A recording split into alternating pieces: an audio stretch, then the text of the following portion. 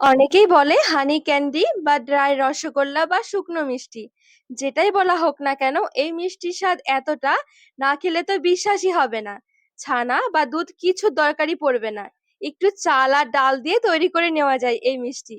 এমন রসালো মিষ্টি একবার খেলে ভাববেন আগে কেন খাইনি। নমস্কার বন্ধুরা, নতুন একটা পর্ব দেখার জন্য আপনাদের সকলকে স্বাগত জানাই। আজকে তৈরি করে দেখাবো শুকনো মিষ্টি বা ড্রাই রসগোল্লা। বাড়িতে একবার ঝটপট তৈরি করে দেখতে পারেন, খেতে দারুণ লাগে। চলুন, আশা করছি আজকের রেসিপি অনেক ভালো লাগবে। এই রসগোল্লা তৈরি করার জন্য আমি এখানে নিয়েছি 1 কাপ আতপ চাল, আর এখানে নিয়েছি 1/4 কাপ বিউলির ডাল বা উড়ার ডাল। একটুখানি কাপে করে মেপে নেবেন, তাহলে অনেকটা সুবিধা হবে। আমি এখানে যেরকম মেজারিং কাপ নিয়েছি, এই দেখুন এখানে কিন্তু লেখাই রয়েছে 1 কাপ, হাফ কাপ, 1/4 কাপ। এরকম করে একটু কাপে করে মেপে নিলে অনেকটা সুবিধা মনে হবে, মাপটা অনেকটা ঠিক থাকবে। জল দিয়ে 2-3 বারের মতন জল পাল্টে পাল্টে একটু ধুয়ে নেব।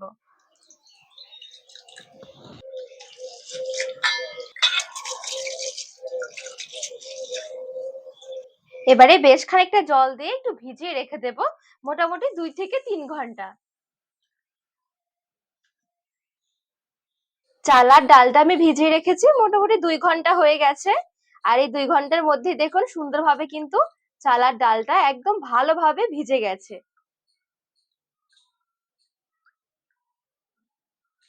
হাতে দেখুন একটু চাপ দিলে সুন্দরভাবে চাল আর ডালটা কিন্তু একদম ভেঙে যাচ্ছে, এই দেখুন। ঠিক এরকম ভাবে একটুখানি ভিজিয়ে নিতে হবে। এদিকে একটা এবারে নিয়েছি মিক্সিং জার। মিক্সিং জারে এই চাল আর ডালটা নিয়ে নিচ্ছি, একটু মিহি করে বেটে নেব।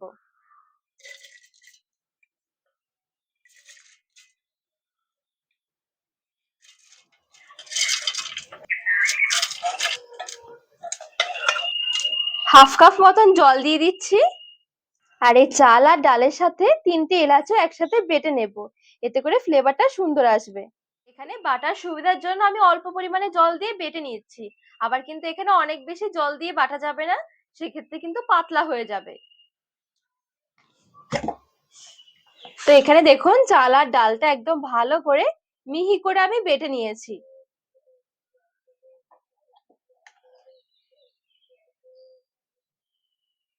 একটা বাটিতে ঢেলে নিচ্ছি।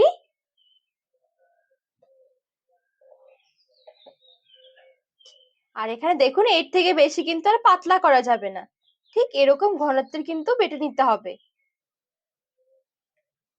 একদম সামান্য একটু নিয়েছি লবণ, আর এখানে নিয়েছি একদম 1 পিঞ্চ পরিমাণ রেড ফুড কালার। এই রসগোল্লা গুলো একটু রেড কালারের হয়ে থাকে, তো সেই কারণে আমি এখানে একটু ফুড কালার ব্যবহার করছি। আপনাদের ফুড কালার যদি না দিতে পছন্দ হয়, সেক্ষেত্রে না দিলেও হবে। লবণ আর এই ফুড কালার দিয়ে একটু ভালো করে মিশিয়ে নিচ্ছি।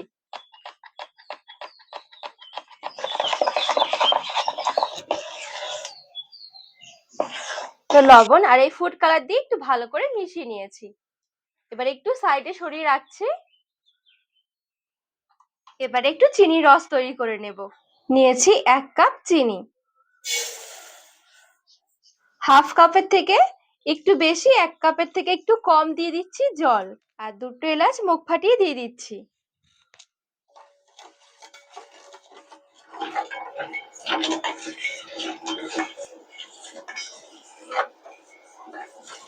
আর এখানে রসটা না অনেক বেশি ঘন হবে না অনেক বেশি পাতলা হবে।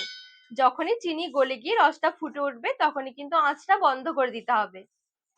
এই দেখুন এখানে রসটা সুন্দরভাবে ফুটে উঠেছে, চিনিও গলে গেছে। আর এখানে রসটা ধরলে দেখবেন এরকম চিপচিপে মনে হবে। এখানে কোনো তার যুক্ত রস বানাতে হবে না। আঁচটা বন্ধ করে রসটা নামিয়ে একটু সাইডে সরিয়ে রাখবো। একটা কড়াই বসিয়ে একটু তেল গরম করতে বসিয়ে দেব।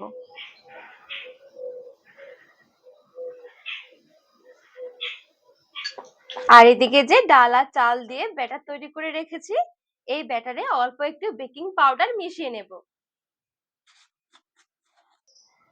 একদম সামান্য নিয়েছি, দেখুন। ভালো করে মিশিয়ে নেব।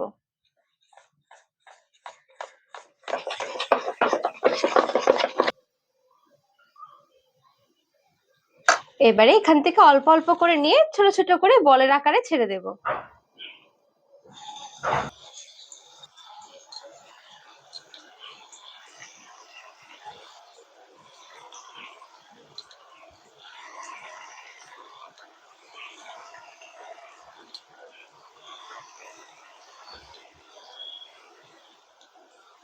তো এই দেখুন বেশ কয়েকটা এখানে আমি তেলে ছেড়ে দিয়েছি, উল্টে পাল্টে হালকা আছে একটু ভেজে নিতে হবে।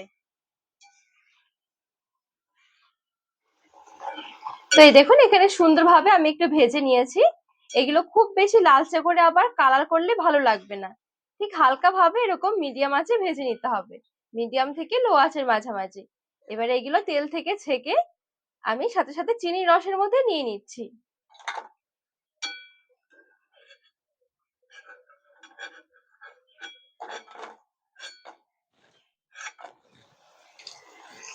প্রথম ব্যাচের গুলো আমার একটু ছোট ছোট মনে হচ্ছিল, তো এই কারণে আমি একটু বড় বড় করে ভাজছি।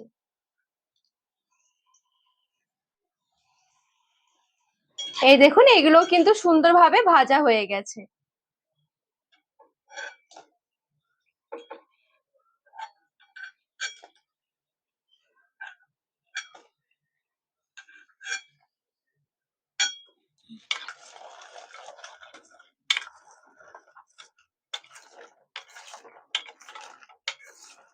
তো বাকিগুলো ঠিক একইভাবে ভেজে নিচ্ছি।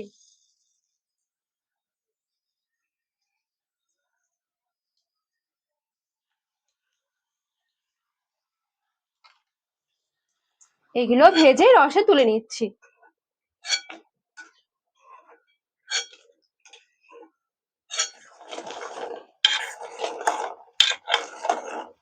এবারে চিনির রসের মধ্যে রেখে দেব মোটামুটি 10 থেকে 15 মিনিটের জন্য।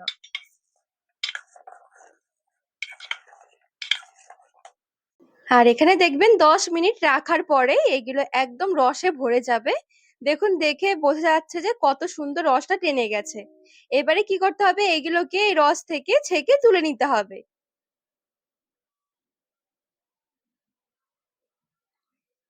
সবগুলো সুন্দরভাবে তোলা হয়ে গেছে। এবার আমি মোটামুটি 5 মিনিটের জন্য এভাবে ছেড়ে দেব। আর এখানে একটা জিনিস দেখাই, দেখুন 10 মিনিটে কতটা রসালো হয়ে গেছে। যখন দেখবেন কিছুক্ষণ হয়ে যাবে মোটামুটি 5-10 মিনিট, এগুলো উপর থেকে অনেকটা ড্রাই হয়ে যাবে। এই দেখুন গায়ে কিন্তু আর রসটা লেগে রয়েছে কিন্তু হালকা, আমি যেহেতু খুব বেশি সময় ধরে রাখিনি, আরো চাইলে বেশি সময় ধরেও রাখতে পারেন। এদিকে নিয়ে এসে একটু বুড়া, এটা চিনির বুড়া, প্যাকেটেও কিনতে পাওয়া যায়, তাছাড়া ঘরেও তৈরি করে নিতে পারেন। এবার এই বুড়ার মধ্যে আমি একটু কোট করে নিচ্ছি। আর যদি বুড়া না তৈরি করতে ইচ্ছে করে বা না থাকে, চিনির গুঁড়োর মধ্যেও কোট করে নিতে পারেন। ঠিক এইভাবে করে সবগুলো কোট করে নিচ্ছি। দেখুন কি দারুণ লাগছে দেখতে। তো সবগুলো রেডি করা হয়ে গেছে। দেখে বোঝাই যাবে না যে এগুলো কি দিয়ে তৈরি করা হয়েছে। এমনকি খেয়েও বুঝতে পারবেন না। এইভাবে তৈরি করে অনেকদিন রেখে দিতে পারেন। মোটামুটি 1 থেকে 2 সপ্তাহ এগুলো এমনিতেই ভালো থাকবে। দেখুন ভেতরটা কতটা রসালো হয়েছে। খেতে দারুণ লাগে, একবার হলেও তৈরি করে দেখবেন।